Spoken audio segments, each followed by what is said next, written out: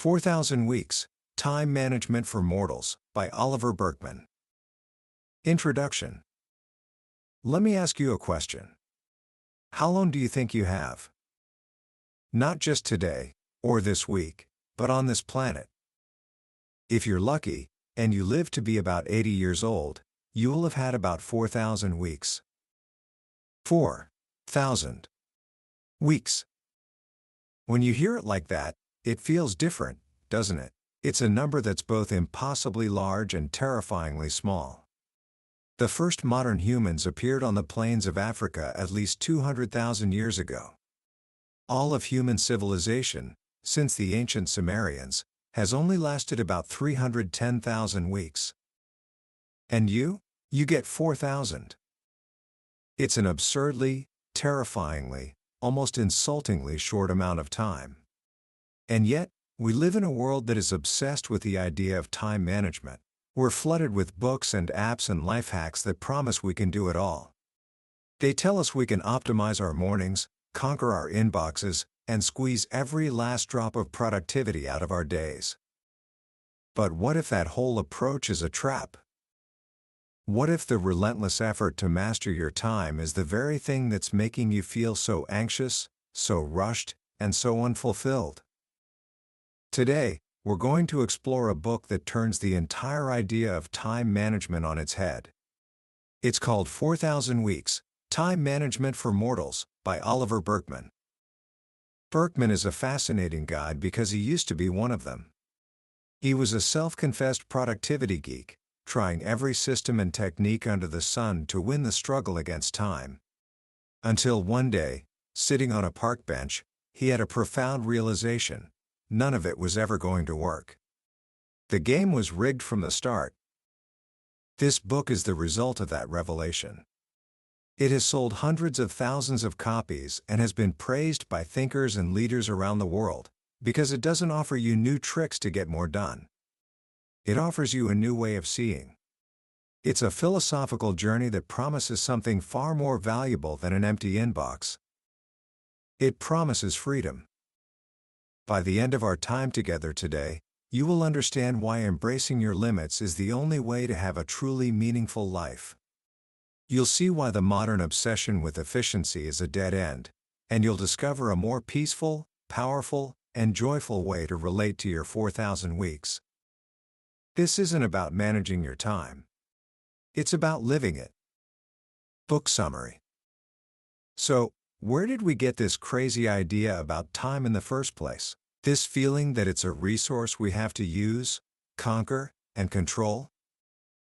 Well, for most of human history, nobody thought that way. Imagine being a peasant in medieval England. Your life would have been incredibly hard, no doubt about it. You'd work from sunrise to sunset, you'd be poor, and you'd likely be surrounded by disease and hardship. But one thing you wouldn't feel is rushed. You wouldn't worry about work-life balance or feel guilty for wasting an afternoon. Why? Because you didn't see time as something separate from life. Time wasn't a resource you had, it was the water you swam in. Your life was guided by tasks, not by the clock. You milked the cows when they needed milking. You harvested the crops when they were ripe. The rhythms of your day came from the world around you, not from an abstract schedule in your head. The modern world, as the anthropologist Edward T. Hall pointed out, feels more like an unstoppable conveyor belt. Each hour, each day is like an empty container passing by, and we feel this immense pressure to fill it with productive activity before it's gone forever. If we fill them all, we feel successful. If we let one pass by empty, we feel like we've wasted a piece of our life. This shift happened with the invention of the clock, and it went into overdrive during the Industrial Revolution. Suddenly, factories needed to coordinate hundreds of workers, and time became money. You were paid by the hour, and every one of those hours belonged to your employer. Time was no longer a part of life, it was a resource to be used, spent, and above all, used efficiently. And that, right there, is the beginning of all our modern time troubles. Because once time is a resource, you feel this constant pressure to use it well. And that pressure leads directly into what Burkeman calls the efficiency trap. This is one of the most powerful ideas in the book, and it explains so much about our modern anxiety. The trap is this: becoming more efficient doesn't make you feel more relaxed or on top of things. Paradoxically, it makes you feel busier and more rushed. Think about it. You get really good at answering emails.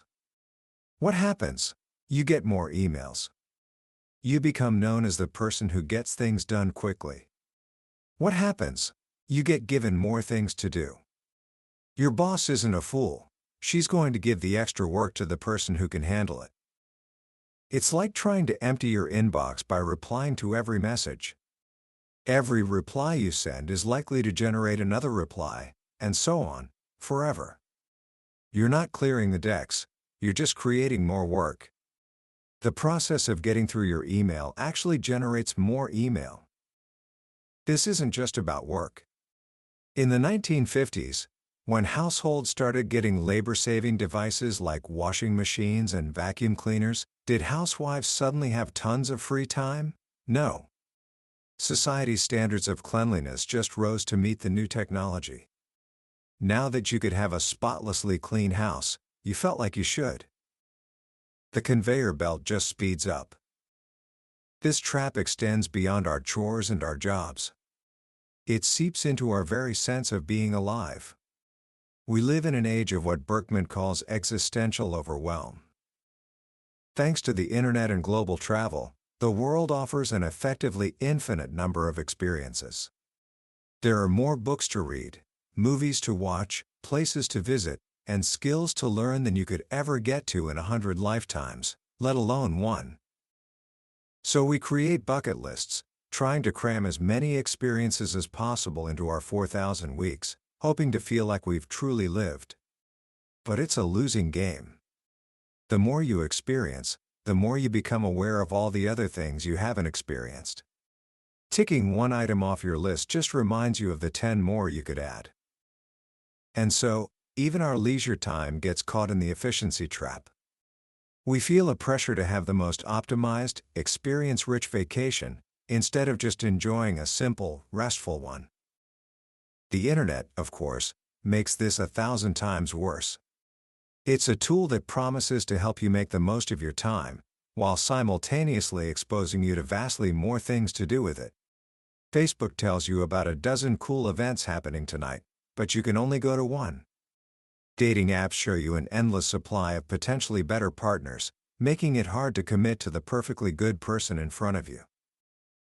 The technologies we use to try to get on top of everything are the very things that are increasing the size of the everything we're trying to get on top of. So what's the way out? If trying to master our time and become more efficient is a trap, what's the alternative? The answer is both simple and incredibly difficult. It's to stop fighting. It's to face the truth of your finitude.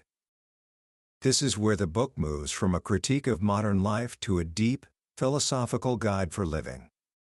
Burkeman draws on the ideas of the German philosopher Martin Heidegger, who had a profound obsession with what it means to be a finite human being. Heidegger's ideas can be dense, but the core message is this: we don't have a limited amount of time. We are a limited amount of time. Our finitude isn't just one of our problems, it's what defines our existence. From the moment you're born, you are thrown into the river of time, heading towards an end you know is coming, but you don't know when. Every choice you make, every path you take, is also a sacrifice. When you choose to become a doctor, you are also choosing not to become a musician, an explorer, or 1,000 other things.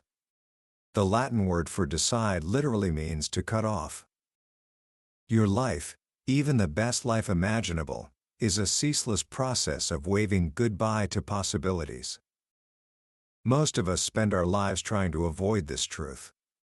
We distract ourselves with busyness. We procrastinate on big decisions because we can't bear to close off our options. We try to get everything done, which is just another way of pretending we don't have to make hard choices. But Heidegger argued that a truly authentic life means facing this finitude head-on. It means living with a clear-eyed acknowledgement that this is it. This isn't a dress rehearsal. And when you fully accept that, something incredible happens. Your life becomes real. The Swedish philosopher Martin Hägglund puts it beautifully. He argues that if we lived forever, nothing would truly matter. There would be no urgency, no stakes. You could always do it tomorrow, or the next century. It's the fact that our time is limited that gives it value. It's the certainty of death that makes us truly present for our lives. This is why people who have a brush with a serious illness often say it was the best thing that ever happened to them.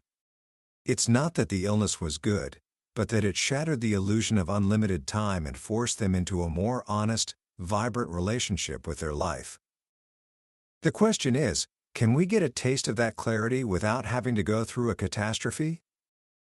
Burkeman argues we can. It starts with a simple shift in perspective. Instead of seeing your 4,000 weeks as an insultingly small amount of time, you can see it as a miraculous gift. The default state of the universe is non-existence. You didn't have to happen. But you did. You get to be here, for a little while. From this perspective, having to make choices isn't a curse, it's a privilege. You get to decide what to do with your slice of existence. Every choice becomes an affirmation of what matters to you.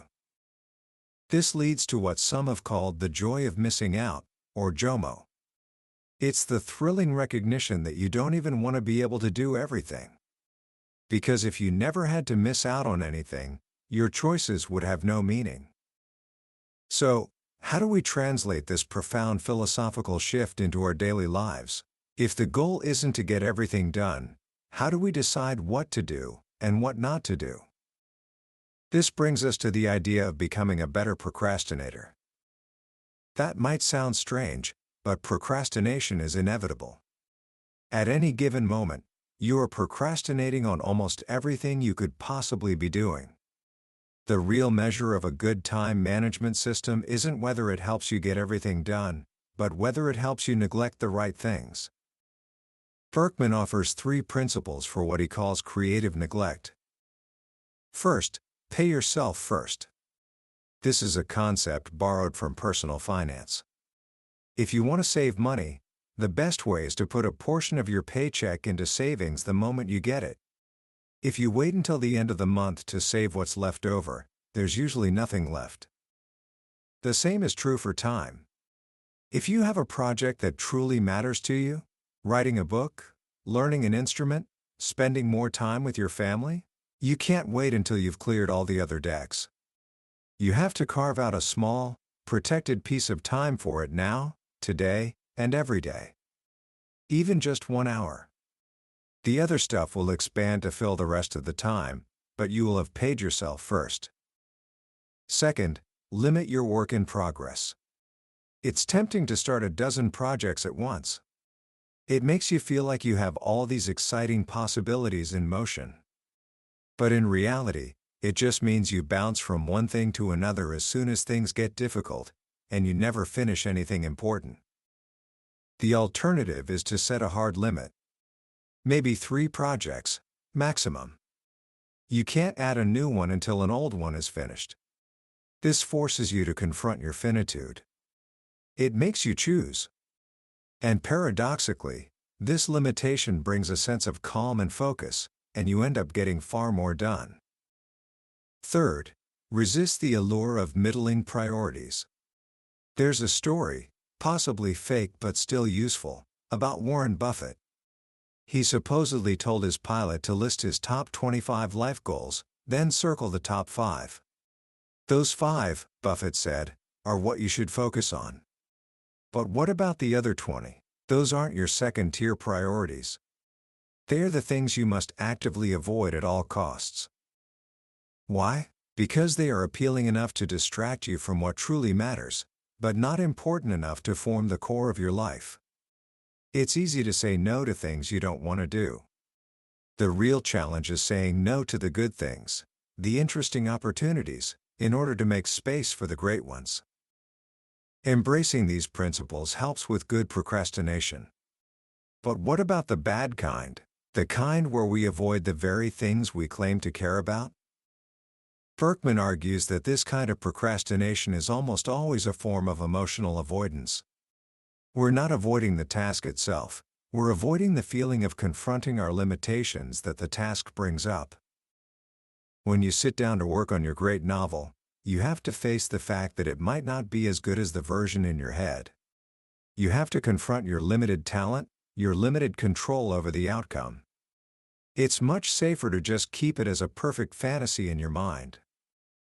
This is what tormented the writer Franz Kafka in his relationships. He had a long, agonizing, mostly by letter relationship with a woman named Felice Bauer.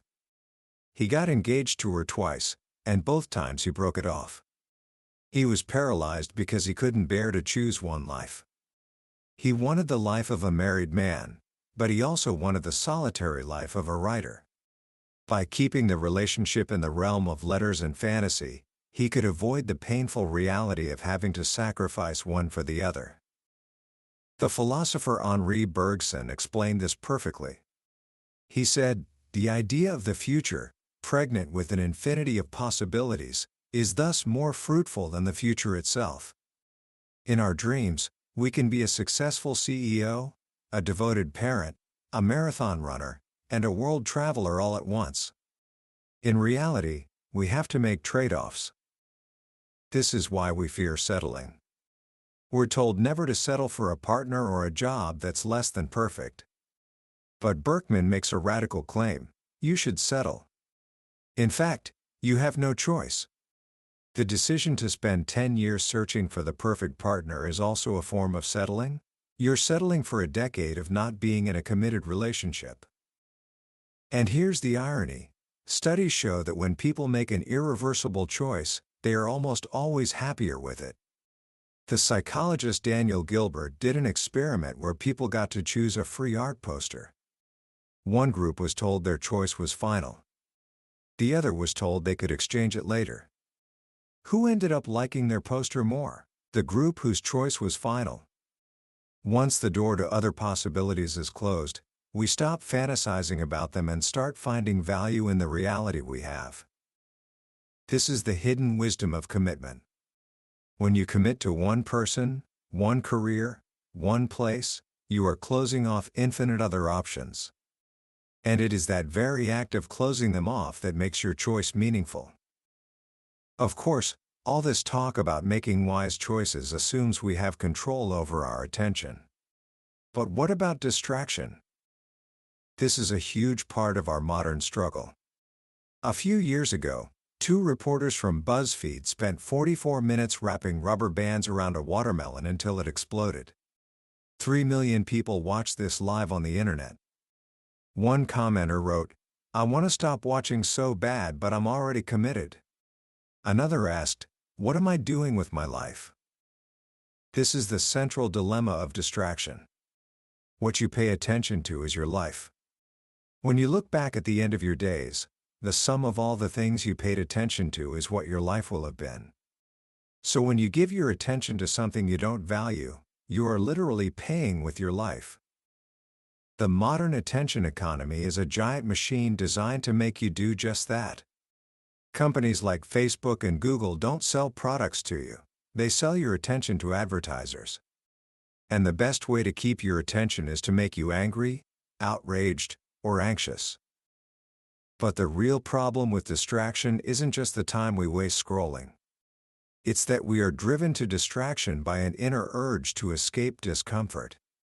The truly important tasks in our lives, having a difficult conversation, working on a challenging project, or even just being present with our children, force us to confront our lack of control.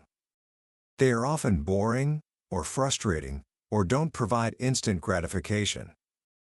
So we flee.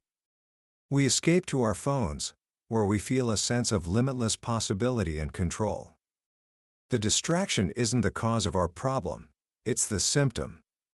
The cause is our unwillingness to feel the discomfort of our own finitude. So, how do we fight this? Not by trying to become indistractable, which is just another fantasy of total control, but by developing a different kind of power, the power of patience. Patience has a bad reputation. It sounds passive and weak. But in a world obsessed with speed, Burkeman argues, patience is a superpower. He tells the story of Jennifer Roberts, an art history professor at Harvard.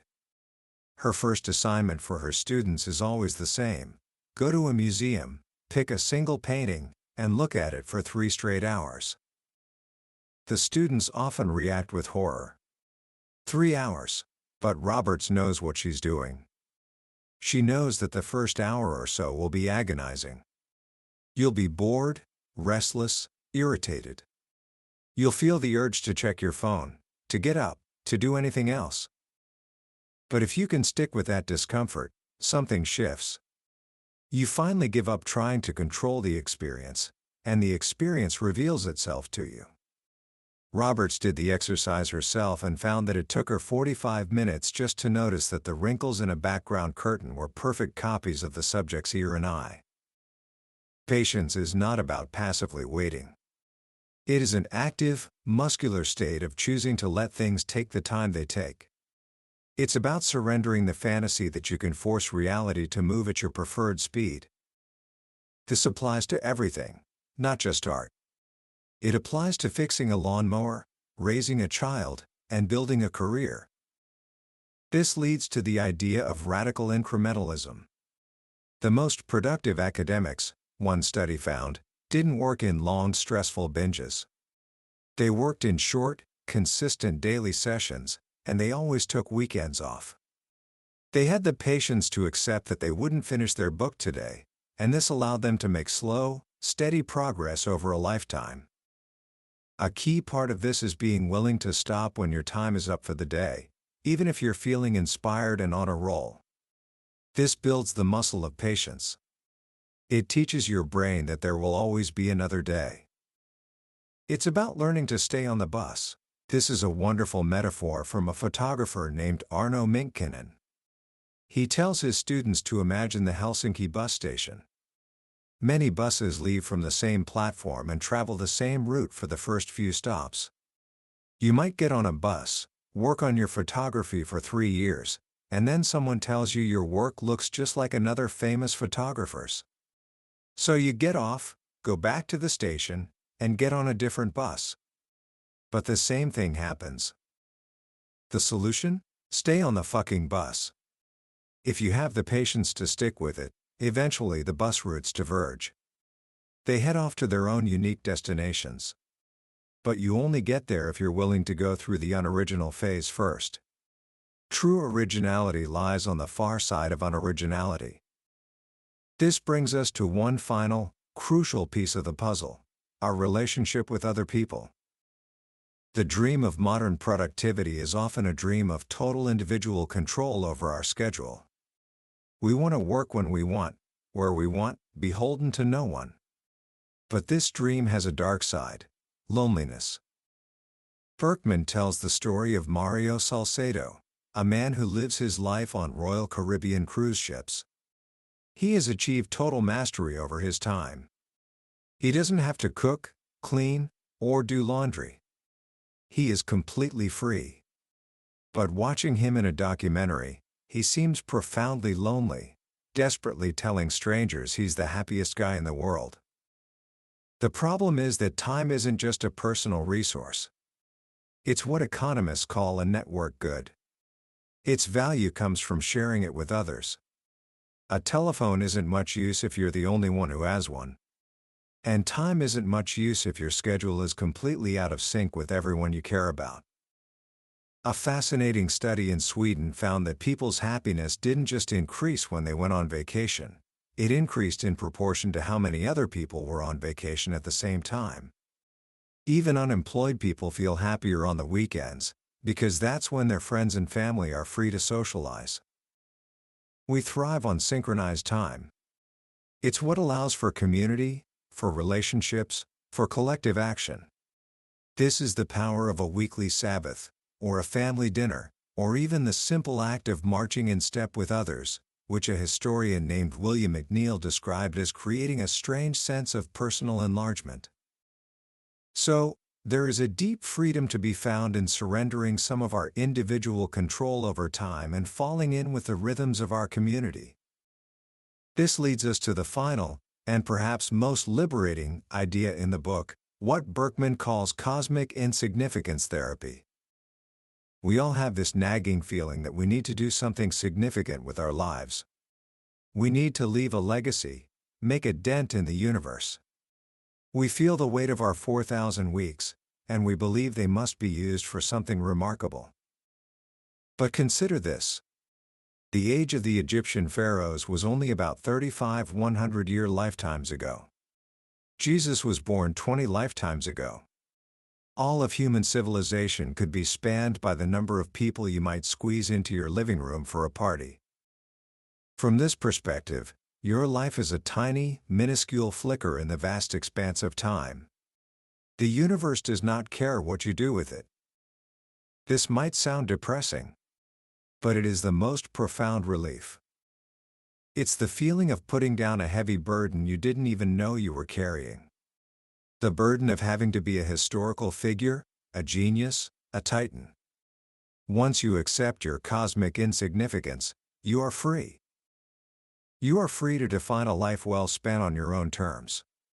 You are free to find meaning not in grand, world-changing gestures, but in the small, concrete, and ordinary. Preparing a meal for your family. Tending a garden. Being a good friend.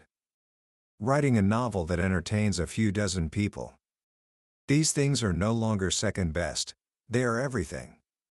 They are what a real, finite human life is made of. And so, we arrive at the heart of it all. The struggle to master your time is doomed to fail, because you are time.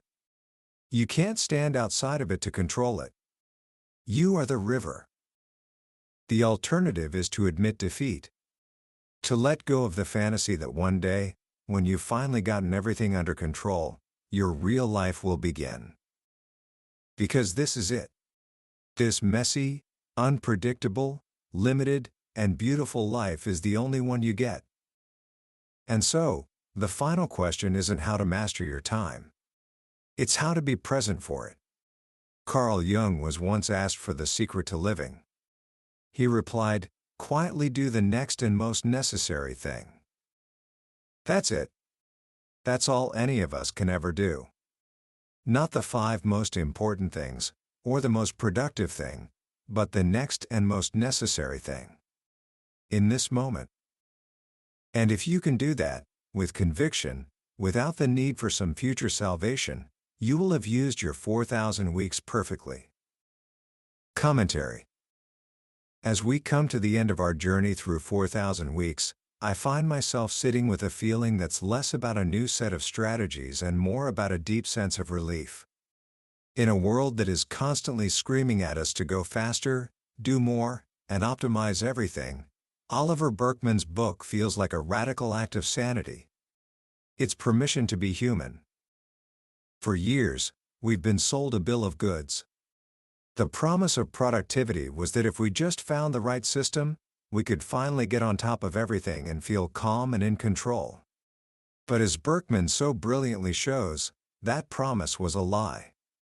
It was a carrot on a stick, always just out of reach, designed to keep us running on a treadmill of our own making. The most powerful lesson for me, and the one I think is most crucial for our time, is the paradox of limitation. The idea that by embracing our limits, our finite time, our lack of control, our cosmic insignificance, we don't become weaker. We become stronger, freer, and more present. It's completely counterintuitive to everything our culture teaches, and yet, when you sit with it, you realize it's profoundly true. When you accept that you can't answer every email, you're free to focus on the few that truly matter. When you accept that you can't be a perfect parent, you're free to be a good enough one, which is all your children ever needed anyway. When you accept that your life won't change the course of history, you're free to change the course of someone's day. And that is where real meaning is found. So how can we start to live this way, right now? It doesn't require a dramatic life overhaul. It can start with a few simple, conscious shifts. First, try what I call the 4,000 weeks audit. Just for one day, pay close attention to your relationship with time. Notice when you feel the urge to rush. Notice when you reach for your phone to escape a moment of boredom or discomfort. Notice how often your mind is living in some imaginary future, waiting for the real part of your day to begin. You don't have to change anything. Just notice. Awareness is the first step. Second, pick one thing to consciously fail at. This is a beautiful, practical application of Burkeman's ideas. This week, decide in advance on one area of your life where you will strategically underachieve. Maybe you'll let the laundry pile up. Maybe your lawn won't be perfectly manicured. Maybe you'll say no to a good opportunity. By consciously choosing what to neglect, you remove the shame of failure and reclaim your energy for what you've decided truly counts. And third, practice patience for just 10 minutes. Find one activity that cannot be rushed. It could be listening to a full album of music without doing anything else. It could be having a conversation where your only goal is to understand what the other person is saying, not to formulate your reply. It could be just sitting and watching the world go by. Feel the discomfort. Feel the urge to be productive, and just gently, for 10 minutes, resist it.